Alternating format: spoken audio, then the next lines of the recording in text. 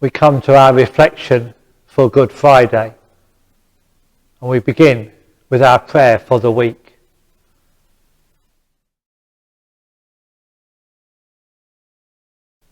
Jesus, as I journey through the last week of your life with you, I see your suffering and pain, but I also see all human weakness, my weakness, my fears and anxiety that lead to betrayal, my ideas of power and glory that allow injustice, my wish to shift the blame, that denial of my responsibility. Jesus, as I journey with you, may I see your willingness to forgive, to heal, to restore, and may I find new life with you. Amen.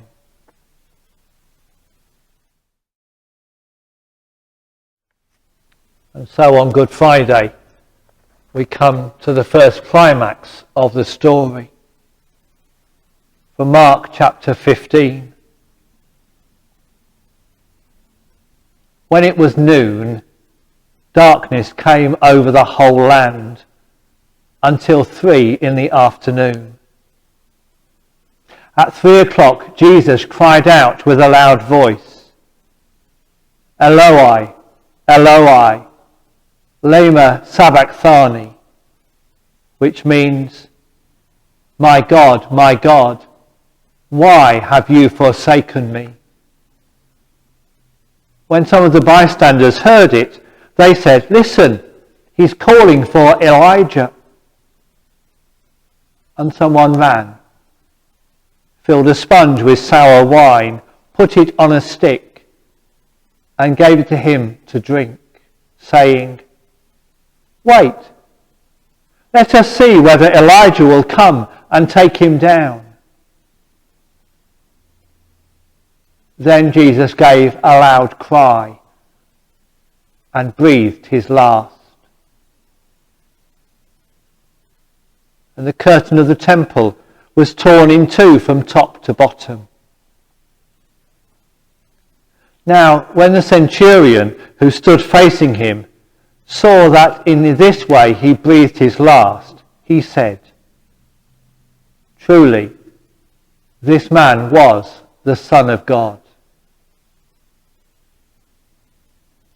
This is the word of the Lord. Thanks be to God.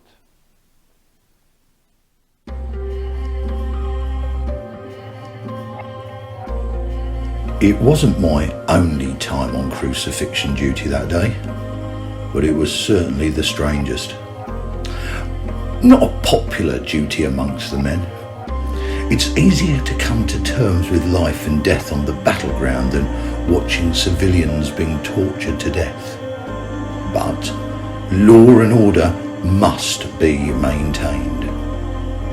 You never know how the crowds might react in circumstances like these. Who would have thought this Jesus character would have ended up on a cross anyway? From what I'd gathered about him, he was a popular teacher and healer, a good man. But the crowds in Jerusalem are very volatile at this time of year. People were passing by him all the time, mocking him. That's what happens when people get disillusioned with their heroes.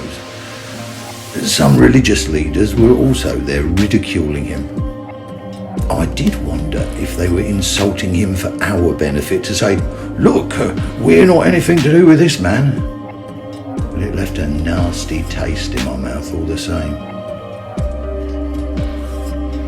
A few women watched on, distraught, from a distance. At least they seemed genuinely sad to see him dying. We Romans believe that our lives can be judged only by including how good an exit we make. A good death, we call it. It's rather difficult to achieve when you're being crucified. Jesus held up pretty well until near the end, but his last cry to his God was one of despair. Who could blame him? Meanwhile, something else was going on. The atmosphere was charged with a strange power. The sky went really dark, and later I heard that the great curtain in the holy temple had split from top to bottom at the exact time of his death. The witnesses at the cross didn't know what to make of what was happening or who this man was. So, who was he? I often ask myself that, but from what I experienced that Friday afternoon, his manner of dying and the reactions of those who were there, I believe that this was no ordinary man. He embodied something of the divine.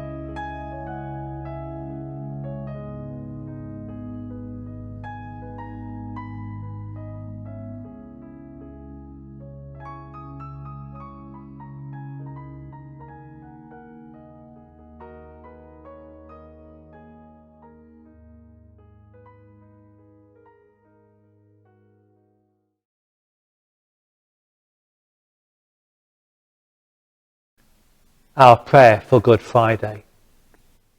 I stand at the foot of the cross and am grateful.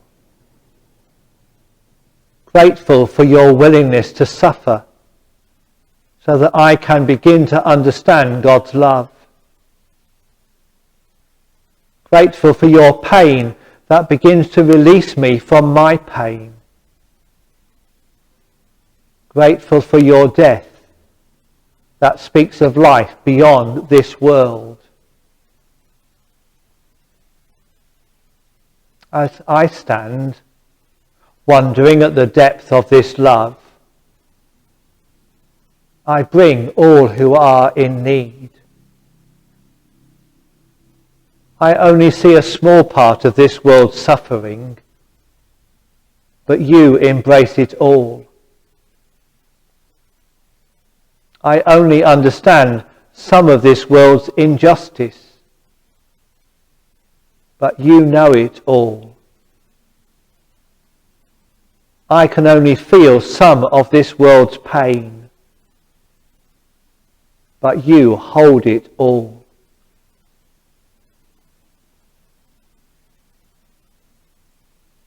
For the depth of your suffering, your pain, your death,